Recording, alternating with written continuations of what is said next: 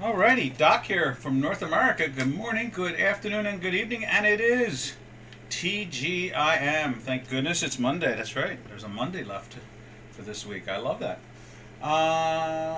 Interesting things as we start off. I mean, we're seeing all kinds of wonderful data. It's the end of the year.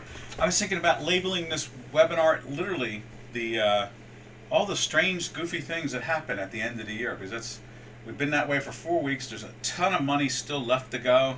There's talk that there's still, you're talking about maybe $250 billion that needs to be invested in the market before the end of the year. So that's really, that's really got the markets definitely. Every time there is a back and fill, it reaches and just takes off.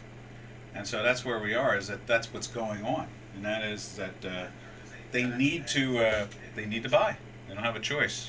They have the cash. They've got to buy. Also, they're scared about inflation, and stocks are an inflation hedge. When we come over to the currencies and talk about those, the currency's been really mixed in its own little magical way. I'm a little surprised to see the euro getting smacked down this morning. Also, not surprised to see the Turkish Lira go to another all-time high today. We're seeing that type of action, and as you can see, you're tuned in, and as you can see, let's see, where is it at? Let's put it up there. The Swiss, there we go, that's better. And as you can see, there's the Swiss. You can see it's trying to lift up and go back into the buy on a day-to-day basis.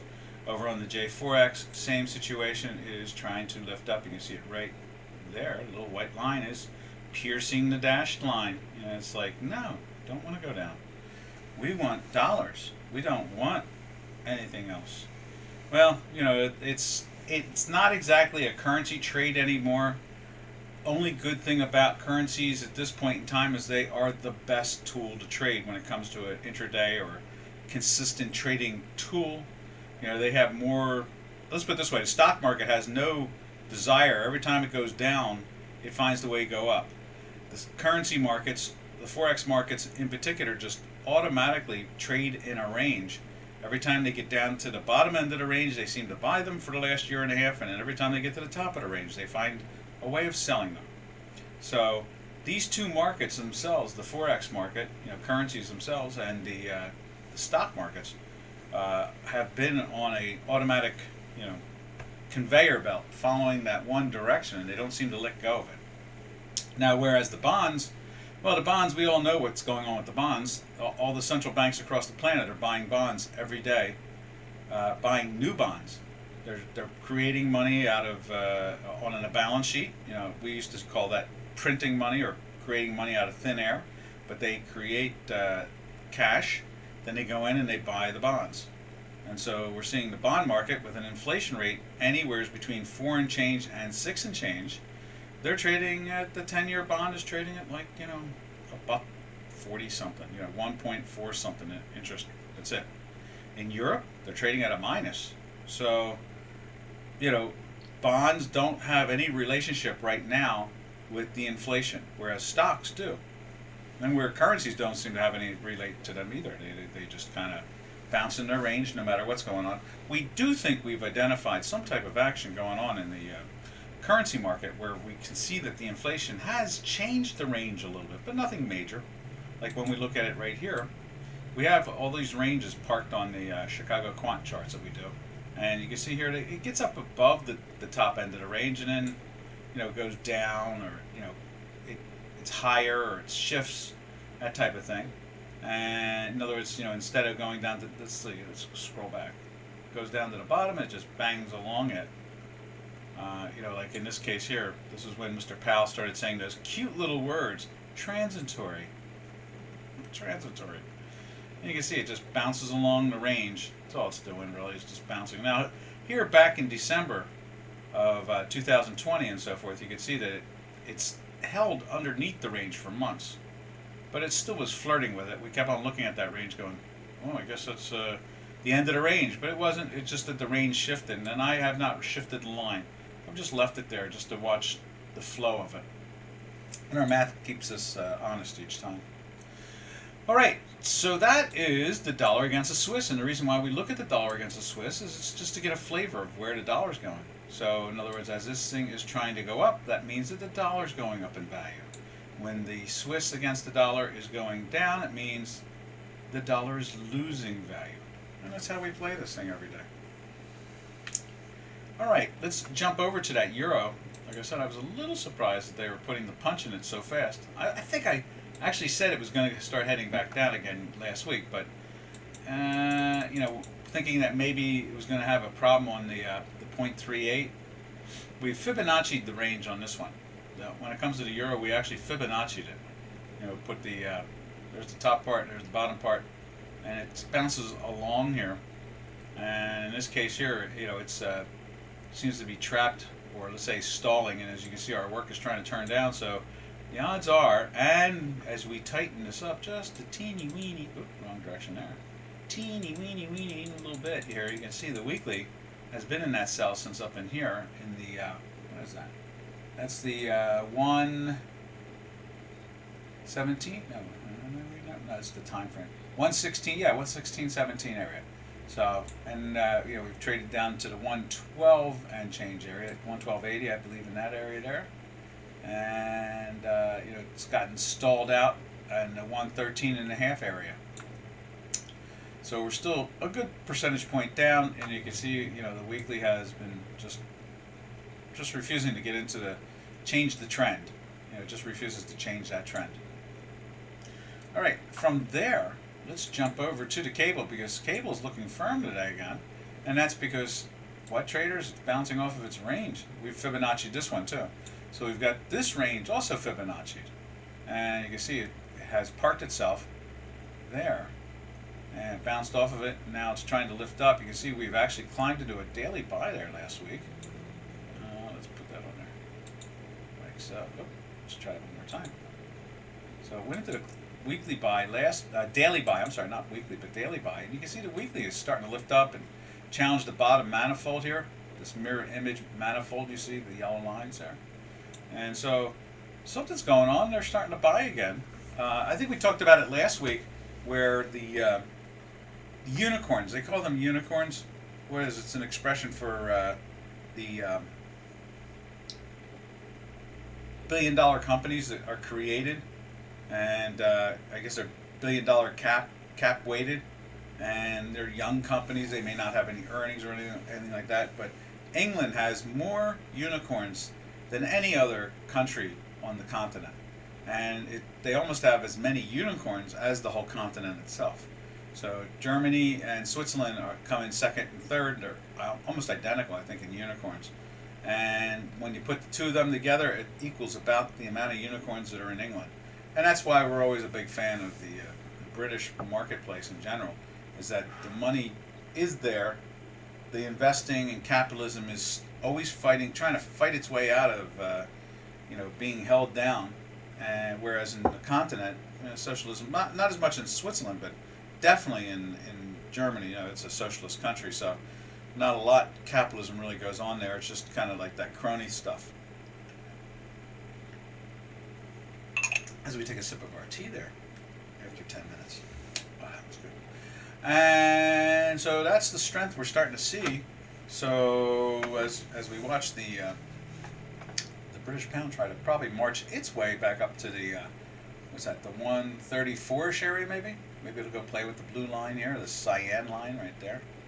We will inch our way up over the next couple days or weeks, and you can see here this thing is trying to lift there. Maybe it could be literally, and like I said, I was thinking about actually labeling this webinar all the, you know, I think I wanted to use the words goofy. All the goofy moves that are made at the end of each year. And I have to say that that's probably what we're seeing here, is that somehow or another they're flattening out what they want to flatten out for the end of the year, and it may lift. You know, we may see this thing get into a buy. Remember, this has only been in a weekly sell for, I think, 6 weeks, whereas the let's take a look at that on the fact check spreadsheet. So you see line 13 right there, 6 weeks in a weekly sell when it comes to the British pound against the dollar, but 11 weeks right underneath it with the euro against the dollar. So that kind of says to me that they're still having an issue about the idea of the continent, what's going on the continent, the growth. But when you're able to plow 60 trillion, it's a billion, billion, not trillion, but billion, a month into the marketplace, and that's what the ECB does. Well, awful hard to, feel sorry for them. In other words, they got the do-re-mi to do whatever they want to do. It's just whatever form of economic structure, is going on there. Now they're plowing what?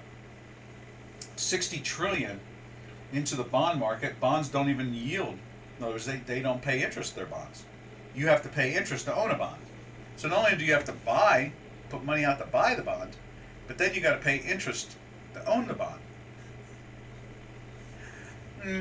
I emphasize that just to remind everybody how crazy things really are, so that if someday, remember, we've been in quantitative easing now for almost 14 years. So, some year maybe things will smooth out, and when they do, we go back to real capitalism again. Then you'll hear Doc talk about things like earnings and inflation and growth and all the basics, and not the crazies. I had to say, I think it was called Commonwealth. It was a hedge fund. I heard the manager on TV this morning, and it was on a channel that I actually trust. And I was just surprised they let him say what he said. I noticed someone came in right behind him. One of the analysts came in and said, he's awful bullish, but I understand why, but why he credited what he credited. In other words, he basically said, I'm bullish, buy, because the bonds tell you so. And they must see what's going on. And I thought to myself, no. The government goes in every month and spends 115, 120, 105 billion dollars to buy bonds. New money, new cash, invented, freshly printed. So no, it's not like the bond buyers are brilliant. It's just that they have more money than anybody else on the planet, and there's not much of a reason for them to worry about if they make money or not on what they buy, because it's all for free for them. So that's the only problem I ever have with any of these money managers, where they refuse to talk about the reality. I don't mind them being cheerful about the direction of the market. I don't mind them being excited about, about the appreciation that has already come, and I don't mind that they're going to be happy about the future prospects of the marketplace. In other words, what the bonds are going to do, or the stocks, or so forth. But what really bothers me is when they want to pretend that this is just a random walk, and that no, nobody's manipulating the market. This is would you say $105 billion being bought every month by the Federal Reserve? Oh, that's just part of the system now. And that's the problem.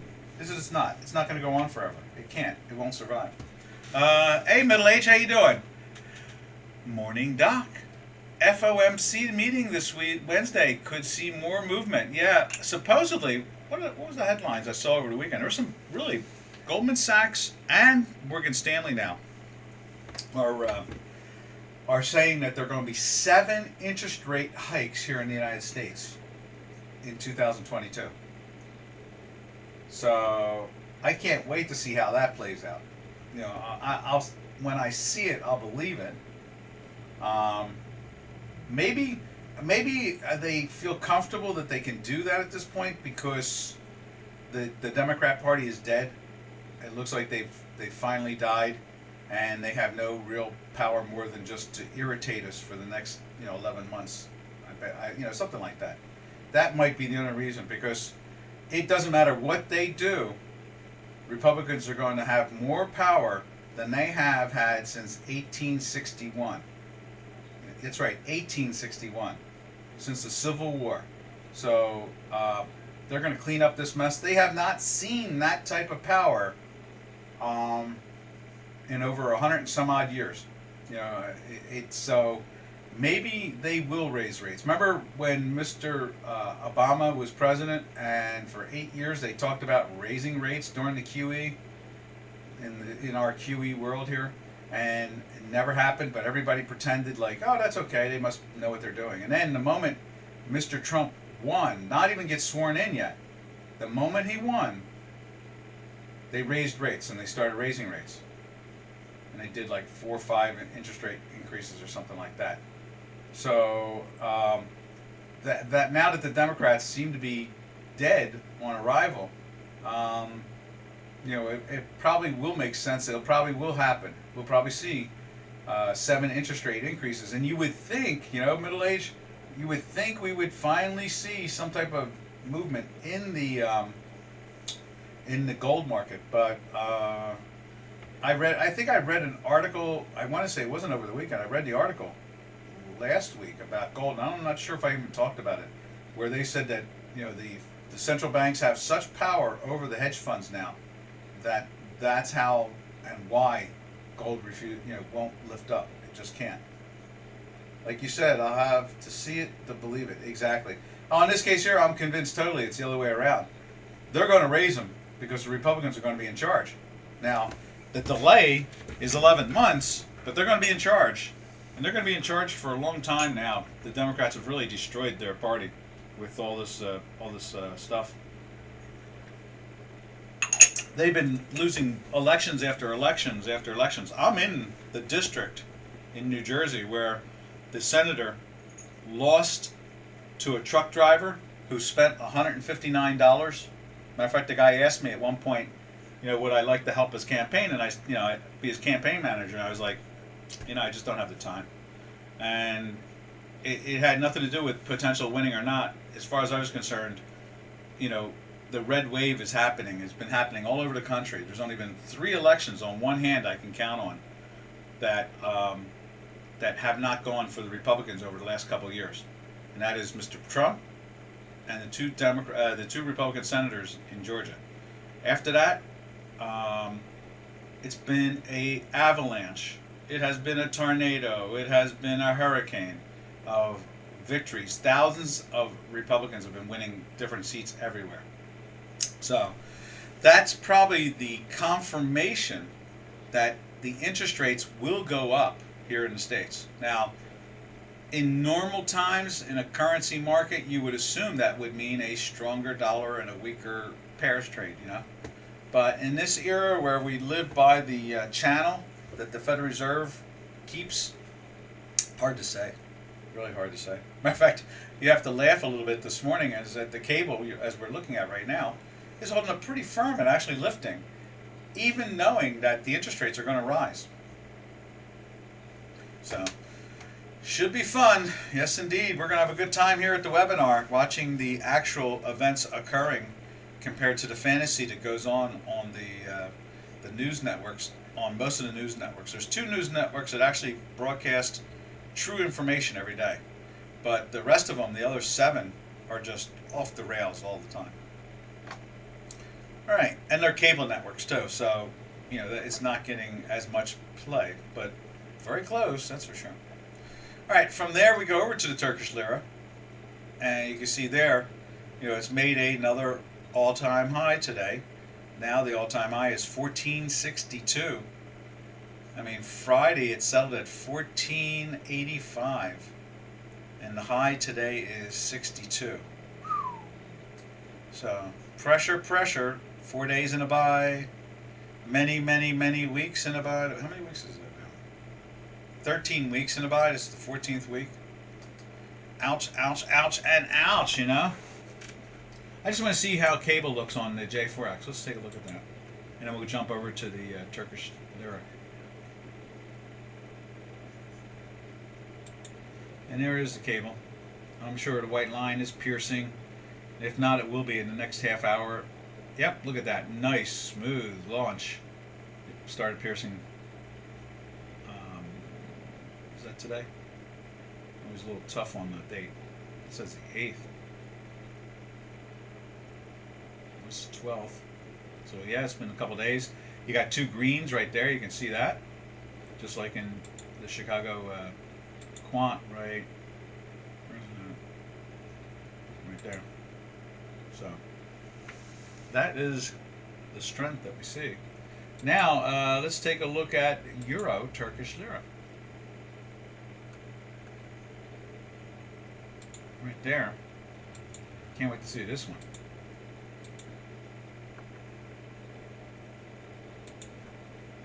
And again, it also looks like it has taken out last week's all-time high, which was what was that? That was 1634 basically, and today's high is 1648 by 14 pips. It did, or something like that. Yeah, 14 pips. And so they're just pushing that puppy up. Looking strong, weekly buy, 13 weeks. It's just strength, strength, and then more strength. And just the way the Turkish lira rolls at this point in time, just up, up, and away.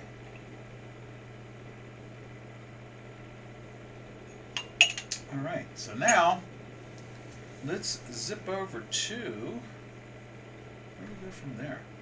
All right. So from the Turkish lira, what we do is we jump over to the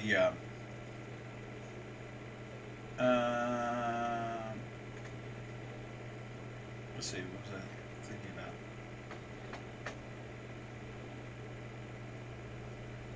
about? What it really comes down to is now we go over to the Canadian. That's it. Let's see what the Canadian's doing. I did see it went into a daily buy last week. Yeah. So let's do the same thing as the euro. Moving down against the dollar, so it goes up. So there's more Canadians you need to spend to buy a dollar.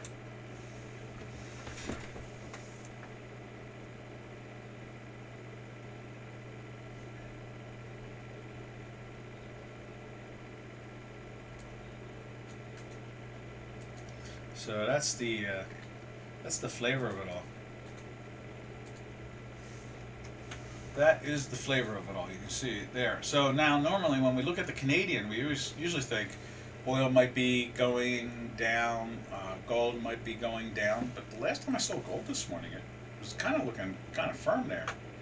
Let's just take a look at Canadian on J4X, and then from there we'll shift right over to the gold contract.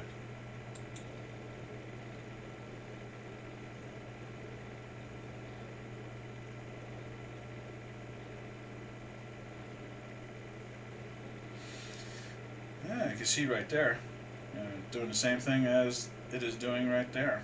So now what we do is we dance our way over to, and there it is. That's the right there. There's the gold.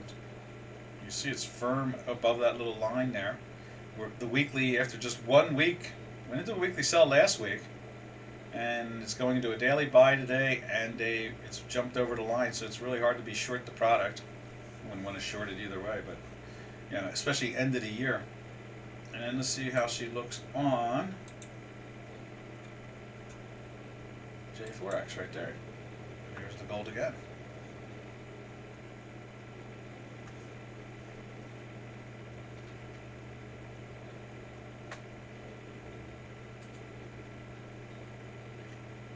Ta-da! Ta-da-da-da! And so that is the action we see there. Now we would have to assume that we're going to see the oil contract moving down. And I did see the back month, wasn't paying attention that deeply, but I did see back month moving down. And it probably is doing it on both the front and back months. Right there, there's the front month. Yeah, it's moving down. It was in a daily sell from Friday. And we've been in a weekly sell for 2 and 4 and 6, and this is the 7th week on the weekly. So the pressure is that, and I guess we're going to see the Canadian kind of dance its way up to the top end of its range. I would imagine that would be the answer to that.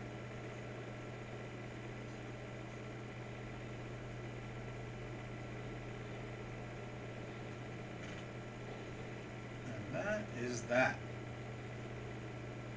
Now, let's just check the... Oh, hey, Jordan, how you doing? Yep, we're looking at gold right now and oil. So let's just right there jump back to it. Gold is flirting with the daily buy with no problem today. I really have a hard time understanding how it can even go down, but that line kind of defines the fact that those little dotted line that we put in here, where's it at? Let's, emphasize it a little bit more. There it is right there, this one right there, this line right there. Just how much, it was just a 2-day event, and we've been just sitting down there ever since. That's pretty much the action of it all. I kind of have to believe that gold is going to stay in that range. I really have a hard time believing that the product is going to change that range. You can see here it's been parked there since basically it played with the 17s, the low 17s the last time it got sold down. So I'm not really convinced that it can get much lower than these lows. The low there, the low here, the low there, and now it's a higher low. We'll see. I would think that, logic says to me, QE logic. This is QE logic, I'm thinking. So not normal trading logic, not healthy, intelligent, financial analysis logic, but just QE logic says to me that it'll probably hang around down here. They don't want it to go up. They want it to go down. And so there's only so much room on the downside they can push it.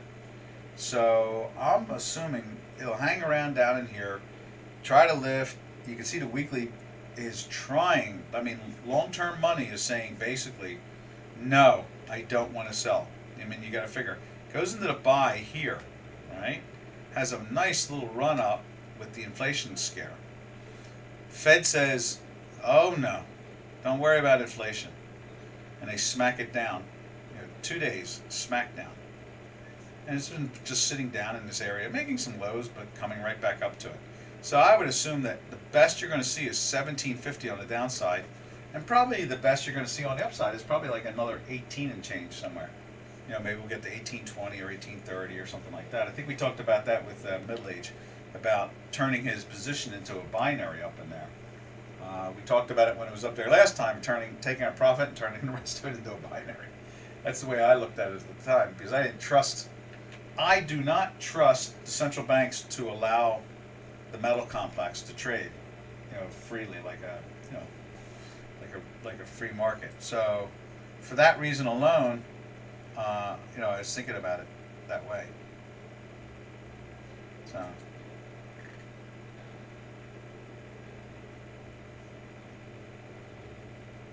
Indeed, indeed. And that's what it really comes down to at this point. I'm going to answer a text here.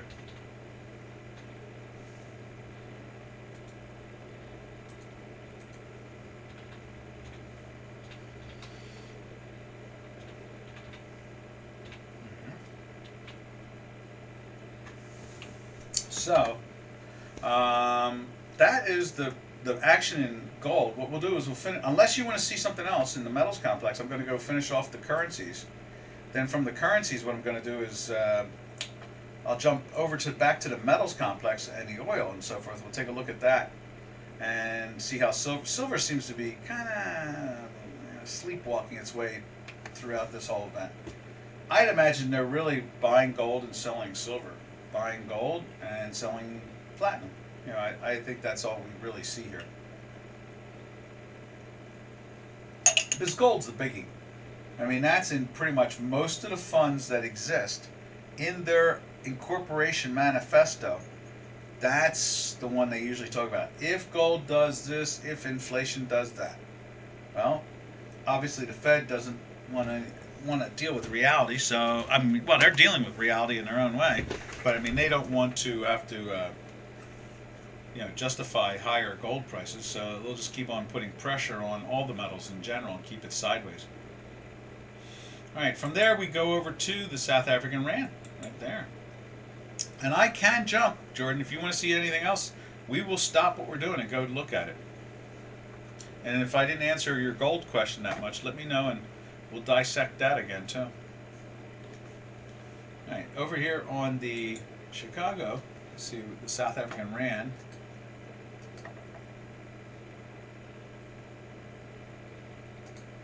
There we go. And as you can see here, the strength there, you know, it's moving up. I guess that's weakness really against the dollar, but strength in our math. And you can see a sideways action here, a couple days in a buy. You can see we're in a weekly buy. So they're not exactly discounting the South African rand like as if gold is going to make a move up that strongly. I guess middle age, if you're still here, and imagine if we can see a breakdown in this, you'll get your other side of the shoe that you want when it comes to the gold. But I think we have to see this, South African rand really start to break down, and that will be the key right there.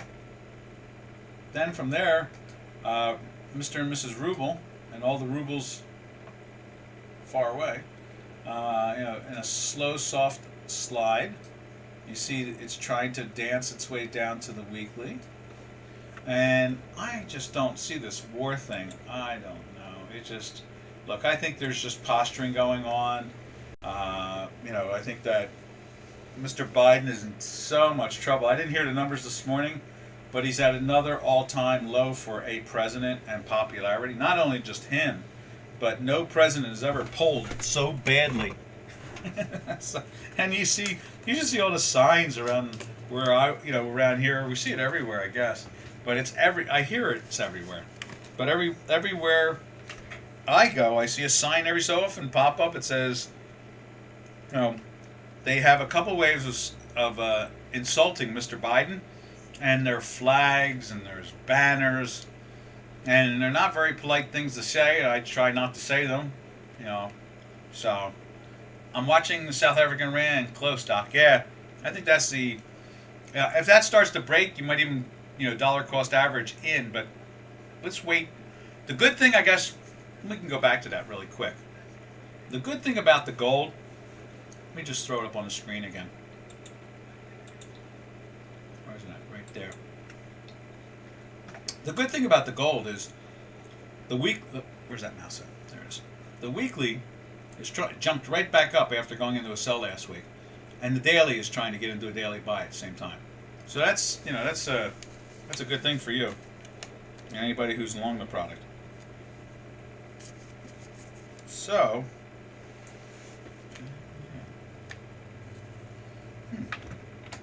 So that's really the gist of it all at this point. But I think if we saw the South African rand start to roll over, boy, that would be a real prelude to all the action. But we're already seeing good prelude right now. Today we're seeing that action in the gold. So not bad at all. All right, now let's jump back to the currencies. So Japanese yen. There's the yen. The yen. There's the yen. That's the ZAR yen. Dollar yen. Right there. It's weekly sell going nowhere. Went down, of course, but it's really not doing anything. And it's trying to turn back up again. It's in a daily sell for 2 days. Today they're showing a green and a red, and we're starting to see a little strength in that. And then let's see, who's next here? Oh, I know, it's Mexican peso. Right here is the peso, right there. Peso is kind of trapped in that sideways action too, playing the old top of the range. We made these ovals for some of you out there that forgot about them, because it was when it got up to the range, it would kind of find a way to die down, or in this case here, it stalled out altogether and just played with the bottom end of the range. Then it finally did it right here. We created this oval here, and it just has expanded because it's went down, went back up again twice, and the oval just has expanded because of it. It should have been, I guess, two ovals, I guess, at some point. Oop. But end result is that this action here seems to have put it now at the top end of its range, and broke out, developed a whole new range after 10 months of that range, something like that. Yeah, so I mean that's February. So it was 10 months of that range basically. Now it's kind of made new highs, kind of hanging out up up there. All right, that finishes off the currencies. Unless someone wants to see something, no problem. Glad to always run back and check it. Let's go over to the silver market and see what Mr. and Mrs. Silver are doing.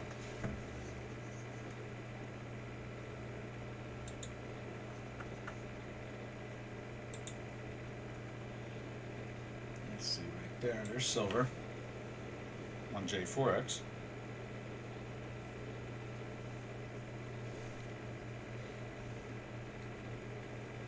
And you can see it's just pressing down.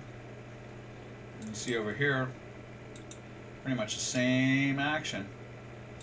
Just pressing down.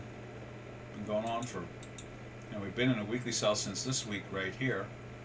In the 24 or 25-ish area, something like that. It was like almost 25. And been in a daily sell since the 26 and change area. And it just doesn't want to let go. It's just the pressure is on. It just refuses to even remotely move. They front run it pretty well. I imagine, since we're here, why don't we take a look at platinum?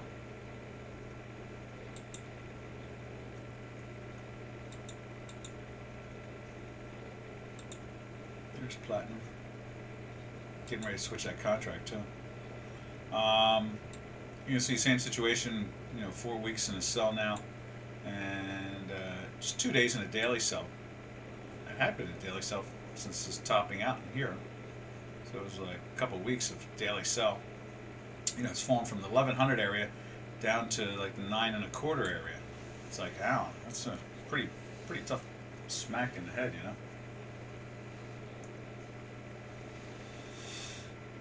All right. Where do we go from here?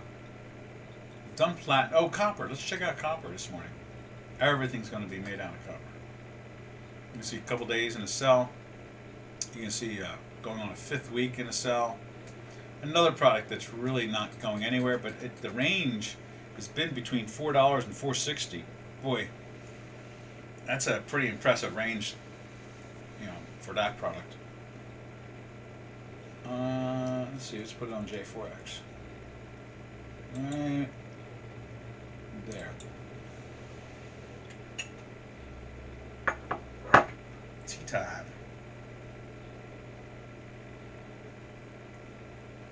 Hoping to look at the silver over the weekend and haven't really looked at it much. It really, I don't know. They're all marching together on some type of trade. So something's going on between platinum, gold, and silver. They just don't let go of it. It's staying. It stays in its range and it doesn't let go. Inflation seems to have no effect on those 3 out of the 4. There's no doubt that copper is reflecting the inflation very cleanly.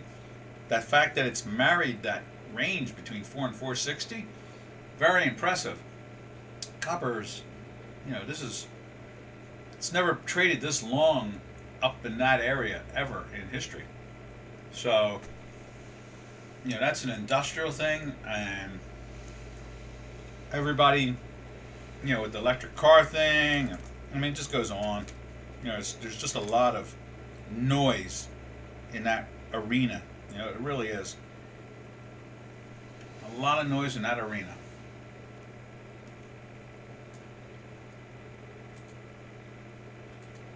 So now,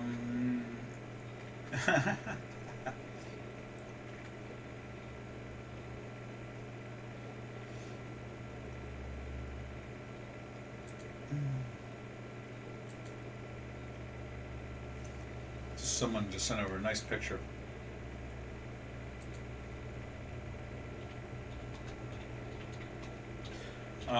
Basically, at this point in time, the metals are going to do what they're going to do. We're going to have to sit and wait, see how, Fed, who is it? Middle Age said it, Fed's speaking Wednesday. We'll see. We'll see what they do. I don't think a lot of reality can set in until after the market, after the new year. See how they play that out. I would think that things will start to change, especially with the way some of the major brokerages are starting to say that we're going to see some really high numbers.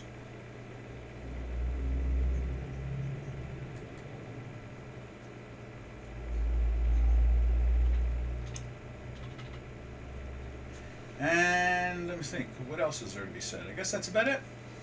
All right, from there we dance over to the energy sector. And as you can see here, we saw crude. Crude is, a couple days in a sell, weeks in a sell. Now the back months are starting to do a little of that action. Let's go check that out. Right, where's that at? Right there it is, right there. This is the June contract. Same situation with the weekly, but now the daily is trying to get into a daily sell today. We'll see if that holds up. Doesn't take much to move this stuff.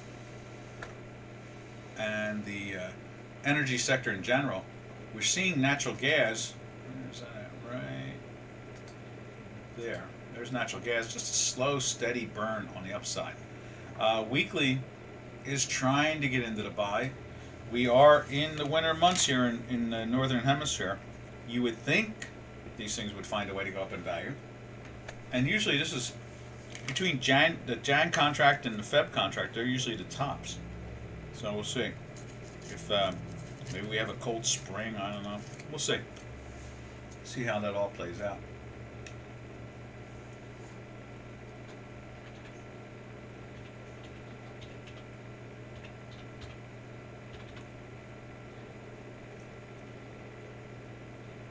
All right. From there, we only have one thing left, and that is, I'd like to show you the heating oil. Let me just throw nat gas on the J4X too. There's right there. We have the heating oil. That's, the other side of, you have electricity, heating oil, and you have natural gas. They're the main three. Obviously, they don't have a futures contract that does any good on nuclear power or uranium, because that would be, definitely well worth watching, but it doesn't use a lot to begin with. Now there's the oil itself, and it's, we've talked about this. It's up, 50 cents. It's trading up that as high as that. Right now we're at the low end of the range, so it's almost like they're discounting the cold winter, like it's almost over with, when in fact we're just starting to begin it.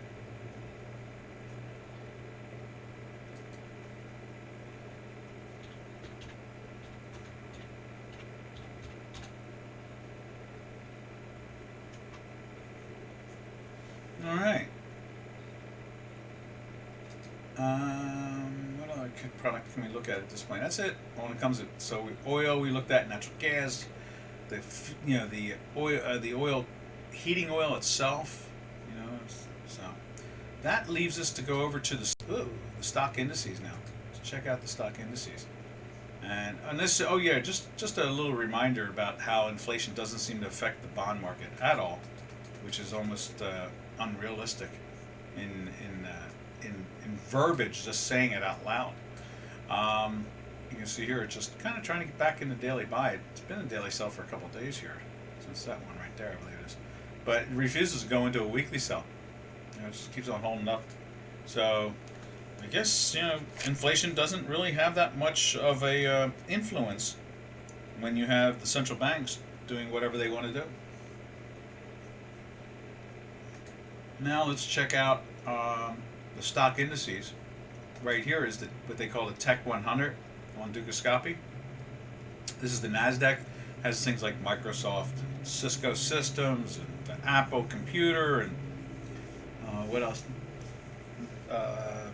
Just all of them. Google and Amazon. All the things that power our modern economy. Let's see. Let's see. What else is there? Over here, this is the S&P 500. Well, let's take a first look at it on the J4X too. Right there, Tech 100. That's it. The USA Tech 100 and NASDAQ 100.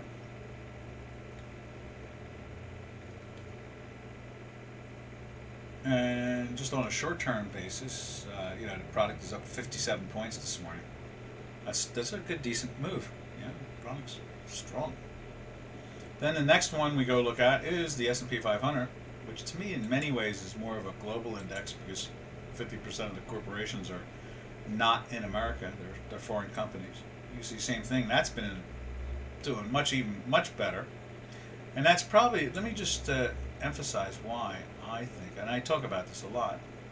Upload, let me cancel that. I knew I was in trouble when I clicked on that. The Tech 100, which right there, the NQs, you can see 2 weeks in a sell. This one's 3 weeks in a sell, the S&P. But S&P is 5 days in a buy, and the NQs came in a daily sell and are marching up at the moment. Well, at one point they were this morning. Now they seem to have, they were getting into a plus, so it's actually looking like a 2. You can see the weekly over here is showing a lot of strength to try to climb into the buy. Now, when we go over and we look at the S&P 500 right here, that's been in a buy since this move right there for that whole move. And at the same time, it's also in a weekly sell since back in here, since that crazy Thanksgiving Friday. So you can see it's trying to lift up. I myself believe that, the cash is out there. They've got to invest it. So they're going to push these things up. I have no doubt about that. But I bet they're meeting a lot of sellers. I would imagine some have to be thinking, okay, I'll sell this. They want to pay the highest price. Good, I'll sell it to them, and I'll just go and put an option spread on to hedge it or take a profit, one or the other. And that would be the way I think that what we're really seeing here too. Now, the Dow Jones Industrial Average right here, the grand lady of them all, acts a lot like the S&P. They both kind of march a lot alike. And you can see here it's been a daily buy for, this is the 6th day now, going on 6th day, just like the NQs, not the NQs, but the S&P 500 going on a 6th day. And you can see this one is trying to get into the weekly buy with no problem. I mean, it's looking firm last week, but wow, it's through it this week. They're trying to buy them. And again, there's, trillions, just trillions waiting to get back into the market. Or not waiting, trying to get back into the market, but they don't want to pay the best dollar today. But they know that they're buying today, they're buying 2 days from today, they're buying 5 days from today. They're buying. And so they know that every weakness is a reason to buy. And that's just the way it's going to be all the way to the end of January. I would not call it a ho-ho rally, because it's beyond a ho-ho rally. Used to be like, Santa Claus rally would have like, it'd be a dull market or a down market, and the Santa Claus rally would turn around, lift it up, and it would be about it. And then now this thing has been grinding up. When you really go back and look at over, say, the last 3 months of the market itself. Let's do that. You see, it's pretty much, since September sell-off. In the lows in September. This is the Dow Jones Industrial Average, but it's gone up like, we're looking at over 2,500 points basically. Over the 2 months, 2.5 months, it's done that. So it's not exactly, like a Santa Claus rally would be something like this, right there. But not having all this, right? Not having all this strength here that we've been seeing. The buyers are not hidden. They're not on the sidelines. They've been in and out, and they're participating. And every time there's some good, there's some bad news that drives markets down, they're out there swinging away, getting long, and they're not bashful about it. They just step up and go. So I can't really relate to it like a free market ho-ho rally or a Santa Claus rally. I just don't relate to it that way. As much as it acts a lot like it, it's not. It really isn't. This is just flat out tons of dollars being plowed into the market for a few good reasons. One is obviously inflation. Stocks are the best performers during inflation. And then the second reason is there's nowhere else to go. There literally is nowhere else to go at this point. Everything's overpriced, and it's going to stay that way. That's what's going to be fascinating. Traders, we're going to have a really good time over the next 6 to 9 months, where we watch to see how the interest rates change the marketplace. All right, and then last of the stock indices that we look at is the Russell 2000, which is a low. It's the low cap index. So in other words, it's like $500 million companies, things like that, barely a billion, that type of thing. I think they have a cap of 1 or 2 billion. That's it, and I think they have a bottom cap of like I think it's 200 million or 500 million, something like that. So it has to be generating that.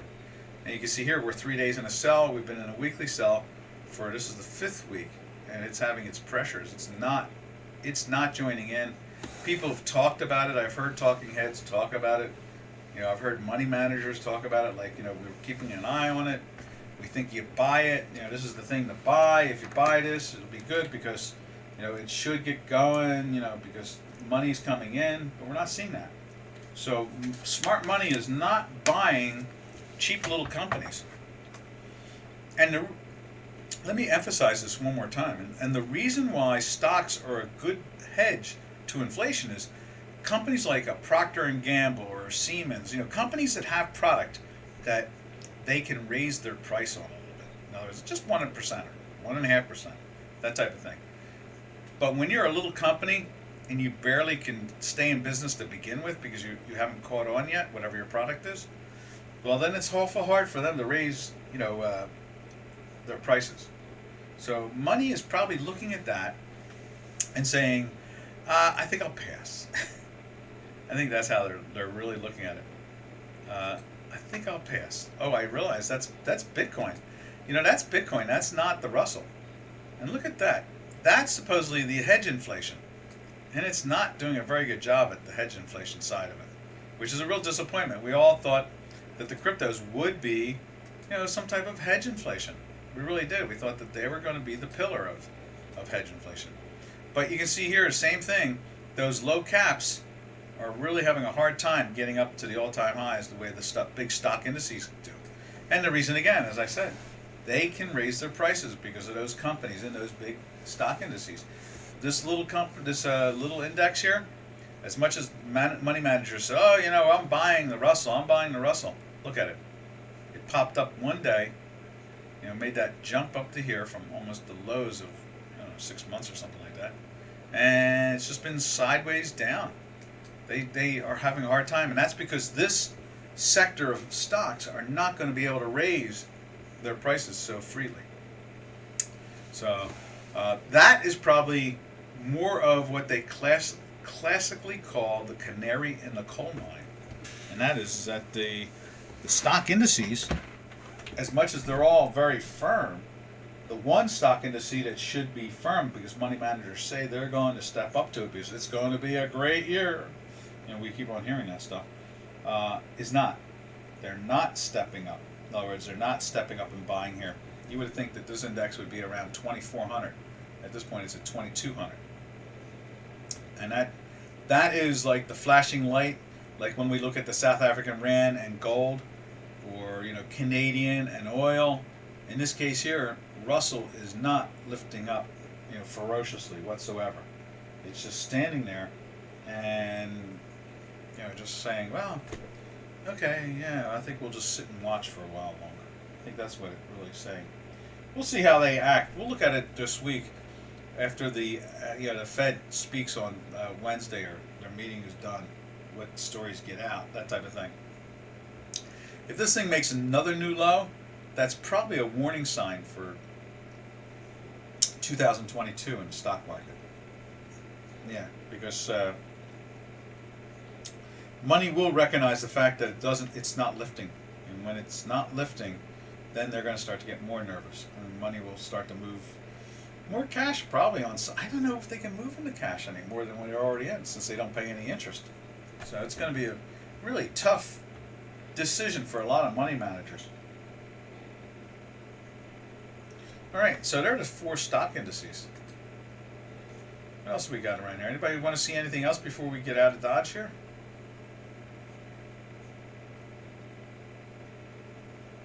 I'm trying to figure out what I should call this one. British pound up, euro down. How about that?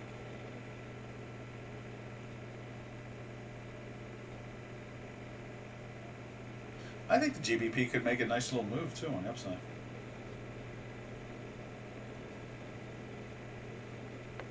All right, traders, I guess that's about it. I don't see anybody asking anything else. So, happy trails to you until we meet again. Happy trails to you, to all our trading friends. All right, guys and gals, we will catch you tomorrow on Tuesday, and we'll see how the little rumors go with the FOMC meeting that's coming up. Arrivederci.